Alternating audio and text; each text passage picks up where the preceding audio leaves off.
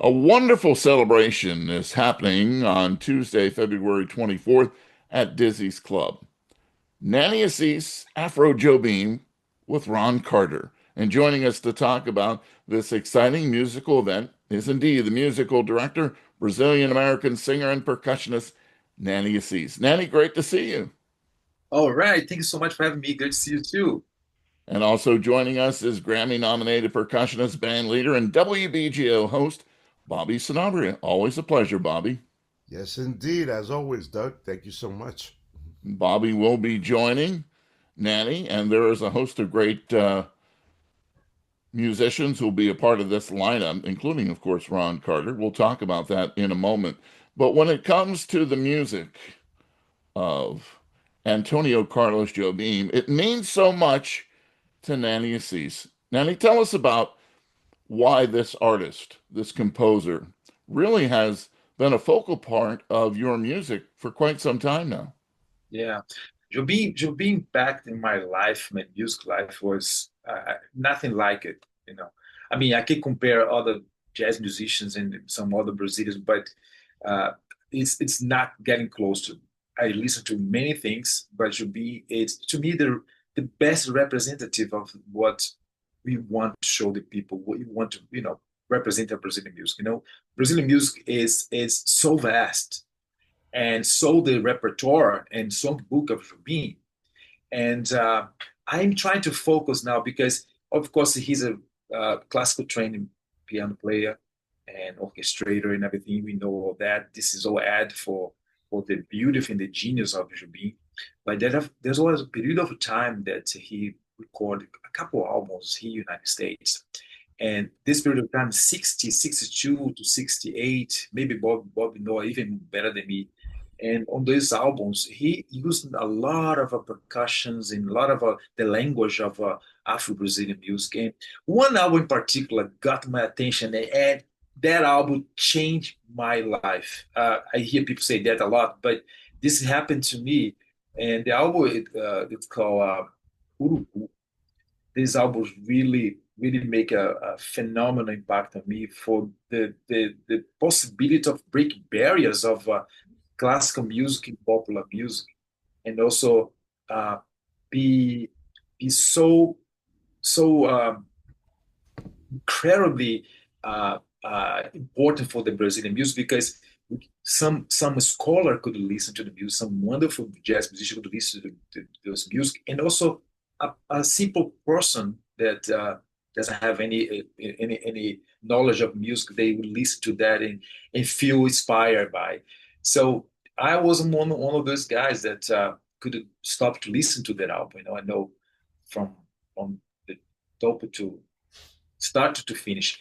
And that album actually was the base conception that I used for both Hovânio, the album that I recently released, and also at the same time, I started to develop more the idea of Afro-Jobim and what it's represent for me and for what I want to say with that. You know what I mean? So all those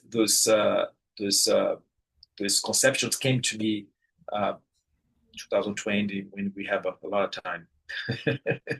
Oh, because of um, COVID, yeah. yeah, yeah. How do you spell the name of the album so that our listeners and viewers can The album, interpret? they always call Afro-Jobim, but there's a subtitle for it. And the Afro-Jobim and the Many Shades of Black. Mm. I came out of this afterwards because it's a study I've been doing. I actually went to Rio a couple times with this purpose of study more deep Jobim's, music and also his environment. You know what I mean?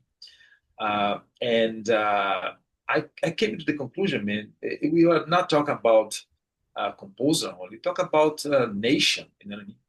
It's talk about the environment that made this genius uh, create what he's created so beautifully.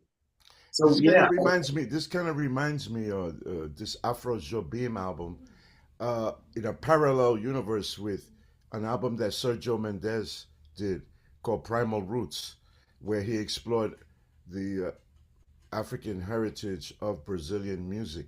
Uh, like Jobim, Sergio Mendes became part of mainstream America with his group Sergio Mendes in Brazil 66. And before him, Jobim obviously became a part of mainstream America with his compositions, with his collaboration with Frank Sinatra, uh, his appearances on mainstream American US TV, et cetera, et cetera. And I think well, right now there isn't a place in the world that somebody isn't playing one of Jobim's compositions. Right. In fact, our viewers, listeners can attest. If you go to any catered affair, especially a wedding, there's a cocktail hour, and Hmm. there's a small group of musicians, and what do they usually start playing? A bossa nova by Yeah. by Jobim. Yeah. I'm so glad you mentioned Sergio Mendes because there were so many players, so many part of this what we kind of represent right now. And I can also say names, for example, João Donato. That's another big name that really play a big role as well in my life music, my music life and everything. And Moacir Santos. I, Mm. uh, Yeah. I try to kind of play homage for all those amazing musicians that have never have some ways to like Jubi did. Jubi collaborate with so many great ones, and that put him in the spotlight. So what I'm trying to do now is also put those composers as well in the spotlight, especially the Afro-Brazilian composers. I can mention some of them, like a Pixinguinha and I say Moacir Santos and Dorival Caymmi from Bahia as well. So yeah, man, it's a really important moment in my career. I would say I'm 56 years old, and I feel like I'm getting I'm getting a big responsibility to just voice it. You know what I mean? And your relationship with Ron Carter continues to grow. Talk about how both of you became friends and became collaborators. Yeah, it's a really happy moment for me to. A friend of mine introduced me him by email, and I was about to record this album for Vine. This was the beginning of 2020, and this person say, "Okay, we send the email to him, and especially send some music. He would love to hear your music first, and then he might call you. He might call a couple of days." So he come right away, and we start to talk about so many things that he lived with Rubini. He got it right away, and very soon we were in the studio already and recording. And yeah, you're right. After that recording took a little while to finish because was the album that I was envisioned for so long. So took 2 years to be ready. And we did many of the recordings overseas. Right, we have a studio in New York, like an island, and actually I recorded bass and guitar and percussion in this studio, and I received tracks from all over the world. Right, and that took a lot of time to do it. But because of that, many meetings and talking, we kind of become very friends, right? And Ron is like a family to me. I can say that by now. We have a wonderful relationship. And after the album, I did some production for Japanese people, from other people from Brazil, and I always have him play one or two songs on the project, and that also create another environment that, as a producer, I'm writing him and tell him what I want from this. And unbelievable person to deal with in all levels, professional level. I don't know anybody with that much of experience and model to tell others how to to act in different environments. I really love to work with him. And also now we have this personal relationship that we go for dinner and you talk about other things, and it's really beautiful. I'm excited about this whole thing that happened. And speaking of relationships, I would imagine, Bobby, both of you being, acclaimed percussionists. You have this fraternity with Nanny, and I'm sure this has been something that that you guys can connect on whether it's Afro-Cuban beats, whether it's Brazilian beats, whether it's bossa nova.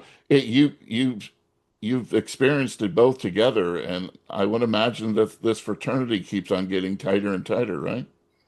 Of course, well, we have one common thing. We have one thing very much in common, which is Africa, which is the root of the all of the rhythms that we do, whether it's the music of Tito Puente, whether it's the music of Jobim, whether it's the music of Nani or myself.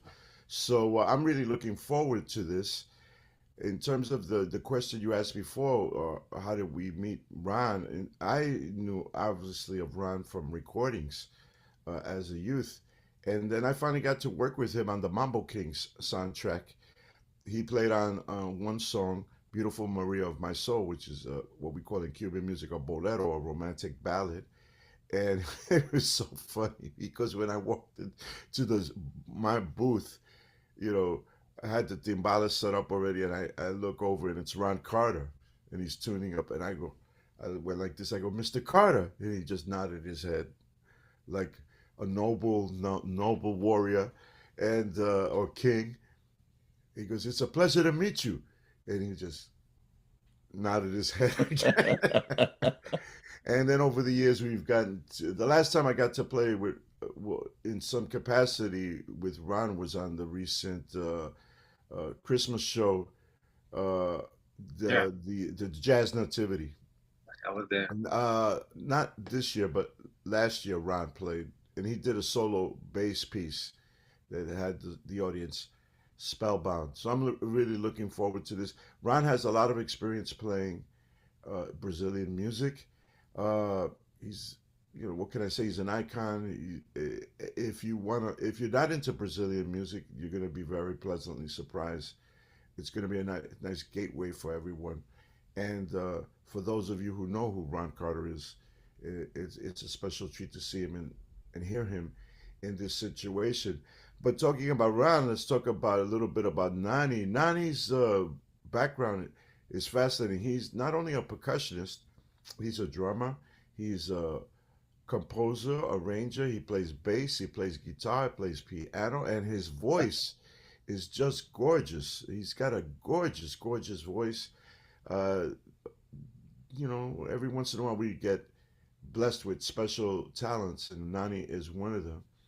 And his last recording that we've played many times on BGO, not only on my show, but on all the other programs throughout the multiverse that is WBGO, is Rovanio, uh, which is, tell us a little bit about the title, which refers to your birth name and also where you're from in Brazil, which is the center of African rooted culture, Yeah, Bahia, in the yeah, northeastern part of Brazil. yeah. I was born in Salvador, Bahia, and just by by being born in there, I think that gave to me a lot of information right there because you have the everything included Afro-Cuban music, everything you release in Brazil, in Bahia. Uh, we have like a 75% of populations are Afro-descendant. And funny thing is, I gotta tell you, this is brand new stuff. I had just hesitated for a little bit, but now I did this test, ancestral test, right? Just recently. I use a very reliable company, a lab in Brazil, and they took my blood and everything, and they came out with the result. I knew already, but they came out with result 2 weeks ago, and I have 33% of my DNA from a place called uh, Costa Mina, which is basically, I don't know if you know Costa Mina, but it's Benin, Togo, Nigeria, Ghana. So 33% of my DNA is from there. My ancestors was there. And then Portuguese and indigenous. People, my mother's side get a lot of indigenous. So it makes me so happy to, I mean, I knew that already. Of course, we are all blended there. But yeah, from Bahia, it's really difficult to take, sorry, take that from Baianos. You know, people say that baiano doesn't burn. They just show up. You know what I mean? So there's a saying that, but it's ridiculous how much information you can get in that place, and so many different rhythms, right? You just get exposed for a lot. And as I said to you before, Jobim was one of the main composers that inspired me. But you also asked a question about the album, right? So the album Rovanium, as I mentioned to Doug before, I really want to do this album for so long. I never had a time and the money to do it. So in 2020, I started, said, well, you know what, I'm gonna just dive into it. And I picked many of the compositions that I had for a while, and I started to work. And I like so much the result that I actually put my signature, my real name. Nobody knew my new name before. Everybody knew me as Nanny, and now everybody calls me, including Bobby Rovanio, which is really interesting. So the album is I would say that is my signature, is like a something that I would say, okay, this is me. You know, I really put all I know on this album. It's my soul in here. Uh, you can say that I kind of mix the very popular music from the street with some really beautiful orchestration and arrangement from a great composer in Brazil. So the CD got that. The album got this. I actually have a vinyl as well. It got these two worlds that should be represent so wonderful, so genius, you know. So I'm trying to walk in the footstep of my master. So you talked about ancestry, and Bobby talked about your wonderful voice. Well, your son has joined in your footsteps now and is a wonderful singer as well, and he'll be performing as part of this special night. Can you talk a little bit about what it's like performing with your son, and also the wide range of artists that are going to be a part of this event? Yeah, work with my son is kind of scary, man, because it's super scary because this guy is unbelievable. When I was about 17, he's already after high school, and we have to decide what to do in life. And I sit down with him and say, listen, I want you to do what you really want to put your head, you know. And we have some options, and he said, Daddy, I want to pursue music. And my wife is a lawyer, so we have this other balance. Say, no, no, no, this is not gonna happen. You're not gonna go for music. You're not gonna spend that much money in school for music. And you know, he actually come to my idea, my side, and be listen to music since he's a baby. We put in everything to him, so he got all that. And but I say this is scary because each day I haven't seen him in a while. He got a job in a church in Florida, so I haven't seen him in a couple of months. But every time I see him, he come out with something new and some, you know, singing better. His voice is getting better and better and better. He's only 25 years old, Hmm. boy. So it's scary, but I'm so happy. I tell him that he's the only, I'm the only man who wants him to succeed and get better than me.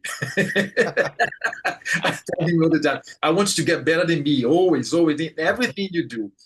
So it's a wonderful relationship. I was telling him that if he wasn't my son, I would be his friend anyway. Oh, that's great. So, yeah, That's a very nice thing to say to your son, yeah, right? yeah. Now we are very close, and I'm so happy that he was able to do it, especially because it's a Tuesday night and he can fly in and play. So he's in the album as well. Actually, he put in the album, and I do have the whole album from him. I produced the whole thing for him, but he's holding on. I don't know why he doesn't want to release this album now. And the album with amazing friends and musicians like Sullivan Ford and Mark Gilmore, Boris Kozlov. You know, the album is like a unbelievable. I can't wait to release that. But he doesn't want to do this now. He's waiting for something. Anyway, but it's amazing to be working with him. And this lineup of 24 is like a dream lineup, right? I recently got Bobby to play with me. This is amazing. We play already before. We Yes, already yes. performed together and everything. But he's gonna join me, and I'm really happy about it. Lakeisha Benjamin, saxophone player, she will be doing a song with us as well. She record on Rovanion. And then I have a guitar player that one of the first guy I played here when I moved to the United States. I had a gig in Boston. This guy was a student, Guilherme Monteiro, guitar player, and I used to go every weekend to Riles to perform in Boston. So he was in the band. John DiMartino is a phenomenal piano player that I've been playing for many, many, many years in different projects. Most recently, we have a project called Requinte Trio with Jenny Siegel singing and Johnny Martino and many other musicians. We are a trio, but have a 5, 6 musicians on the stage. Uh, yeah, so what else? Marivaldo dos Santos is a phenomenal percussionist from Bahia, and he used to work at the Stomp, this Broadway show, off-Broadway show, doing body percussion and everything. So he's a phenomenal guy, very good friend of mine. There's another guy called Meia Noite, who is from Bahia as well, and he used to live in LA, but work with Sergio Mendes for, I don't know, 30 years. Very experienced guy. He knows a lot about the roots of music, the ancestors, the traditions and everything. So I have also a young guy that just moved to the United States called Thiago Trade, gonna play percussion as well. So basically, we're gonna have a really the front of the stage is gonna be all percussions. You know what I mean? And we're gonna have the songs that we know, that many of the songs that people are accustomed to listen from Jobim, with just a little bit more of the spice of Afro-Brazilians. So we feature the percussion on that to show exactly where the source is. You know what I mean? That's the idea. We're gonna use berimbau, atabaque, and pandeiro. Gonna be phenomenal. I'm so excited about it. And Bobby, this kind of has a WBGO flavor too, because not only are you playing, but Leslie Harrison will be singing his Oh my percussion. goodness! Of course, Yes, yes. yes. We're gonna be WBGO concert. What does this mean for you this night, Bobby, to be a part of this celebration? Well, I mean, listen, who doesn't love Joe Beam's music? But his music being approached from this side of things, where the rhythm really is in the forefront with all of the percussion, is a fabulous idea. It also showcases the fact that most people, when they think about percussion, they think, oh, it's just going to be loud and it's going to be, it's going to be exciting, obviously, but there's a lot of subtlety that percussion uh, is capable of, and you're going to see it and hear it this evening. I mean, for me, it's an honor that Nani asked me because I'm not Brazilian. I'm most of the listeners and viewers of this know that I'm a New York-born Puerto Rican. But over the years, I've kind of been embraced by the Brazilian community here as an honorary Brazilian. In keeping with that, Bad Bunny this week was officially made a citizen of Brazil by the Brazilian government. And Bad Bunny is Puerto Rican like me. Mhm. I'm from the diaspora. I'm what they call a New Yorican, but he's from the island. And the rhythms that you heard last week in the Super Bowl, throughout the whole performance that he did, come directly from Western Central Africa. Yeah. And uh, although they were Afro Puerto Rican oriented, uh, these rhythms that you're going to hear in on this concert are from the Afro Brazilian side of things, but there's a common vocabulary rhythmically that's there. Right. So I'm just thrilled that Donnie asked me to be part of this because you know the, our culture of the Americas, like Bad Bunny presented last week, is one always of inclusion. We are all brothers, Right. we are all sisters, etc. And what unites us all really is rhythm, and Yeah. that rhythm comes from the birthplace of civilization, which is Bob, Africa. Bobby, So the if I may say something about this, I would say to you, would it come much of surprise to invite you? It would not come of much surprise because not only all that you just said, but your knowledge on Brazilian music and repertoire in artists, and it's so vast, and I could testify of it. You know what I mean? So sometimes you put some artists that I don't even know. You know what I mean? I was born in Brazil, but your knowledge is so amazing, man. And oh, thank you. uh, I mean, listen, back at you. I mean, listen, Nani comes from a place that Af- Africa lives. You know, right. Africa lives in Puerto Rico, where my ancestral roots are, the Dominican Republic, Haiti, and of course Cuba. But Bahia, forget it. And one thing I have to say, Uh, and I've said it on the air on my show, when people think of samba, they always think of Rio de Janeiro. uh, But samba really comes from Bahia. right. So talk a little bit about that, Danny. How it You traveled down to Rio. you wanted me to get in controversial stuff, right, man? No, no. Bobby. No, reality is that Caetano Veloso actually explained it so beautifully. There was a group of ciatas, they call ciatas, these old women that took care of the slavery that became free, right? They took care of these people.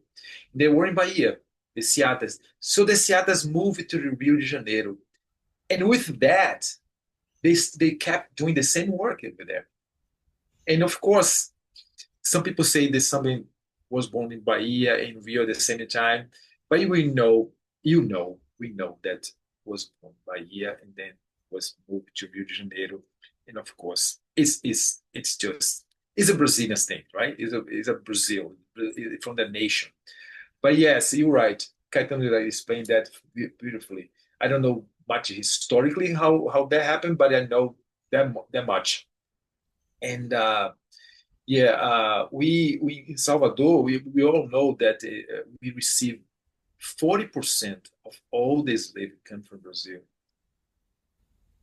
Unfortunately, came to, you know, 40% of all of them, they came to America, went to Brazil.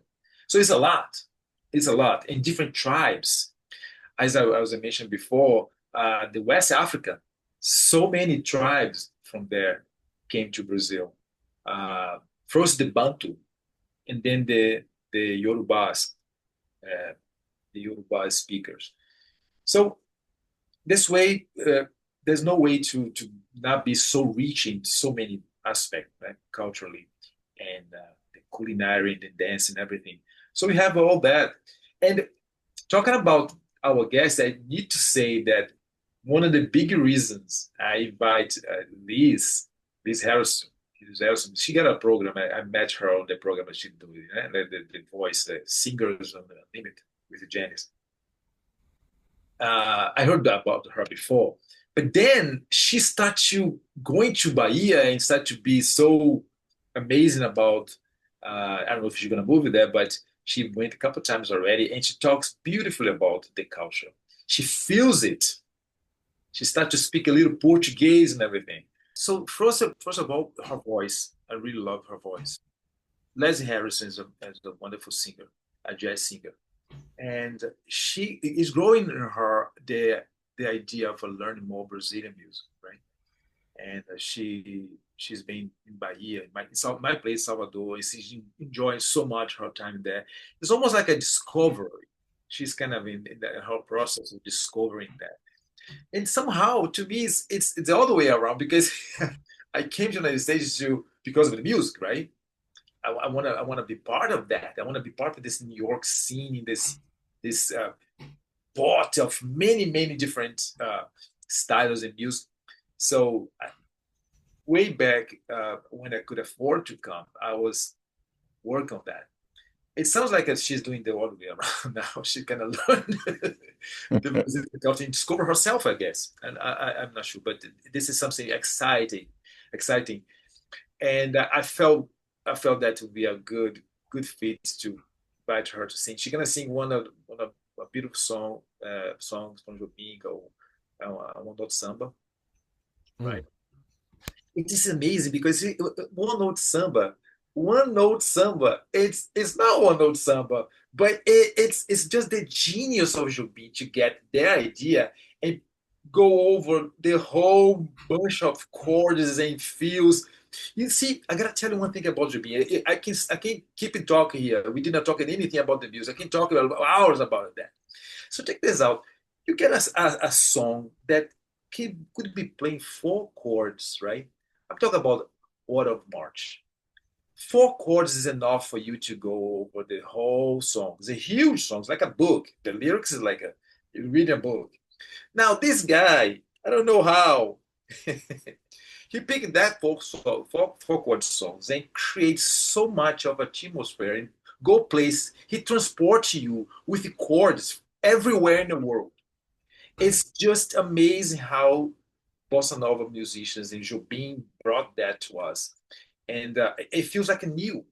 Every four bars is different places. You just transport yourself. It's magic. It's a magic of a genius.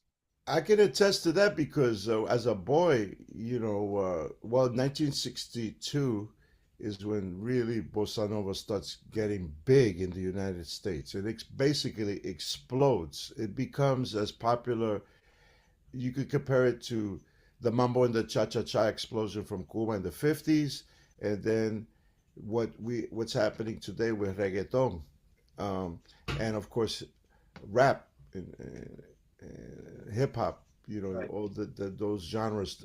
But back then, and then with Joe Beam, I mean the one thing about Joe Beam that was fantastic is what Danny just talked about, his harmonic knowledge, which was completely embraced by jazz musicians here, because as jazz musicians we judge how we circumnavigate harmony, and we're always looking for vehicles to do that, and that have beautiful melodies too. And Joe Beam just fit that like a T. And then with this new rhythmic concept that was introduced based on samba, for Brazilian, I've talked to many Brazilians. They say older Brazilians, like the music. Porra, boa, bossa nova samba, somente samba. Just a little bit slower, a little bit quieter. The harmony, and of course the harmonies are richer. So Right. so there you go.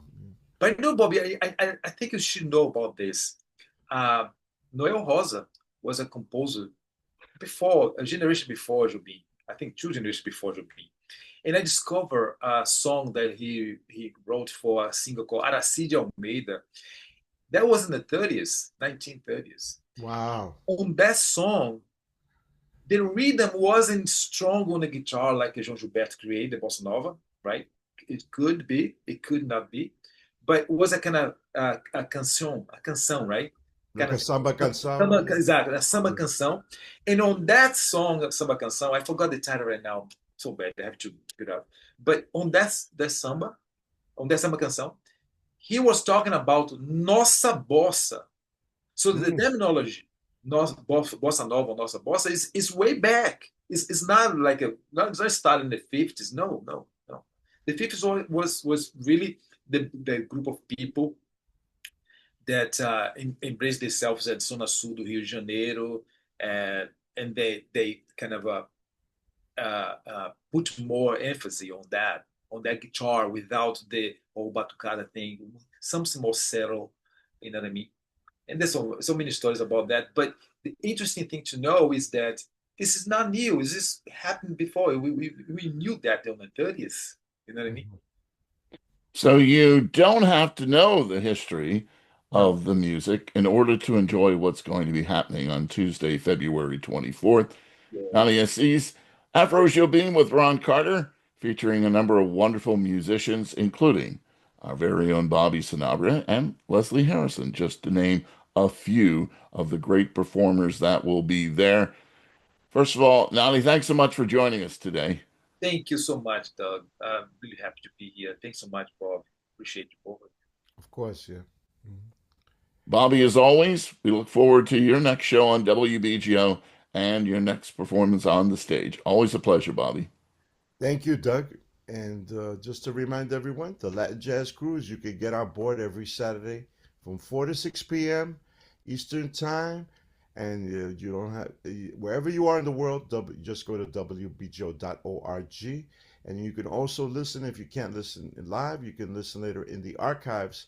Just type in your search window WBGO Latin Jazz Cruise, CRUISC, and listen to the show anytime, past shows that have been broadcast. Continued success, gentlemen.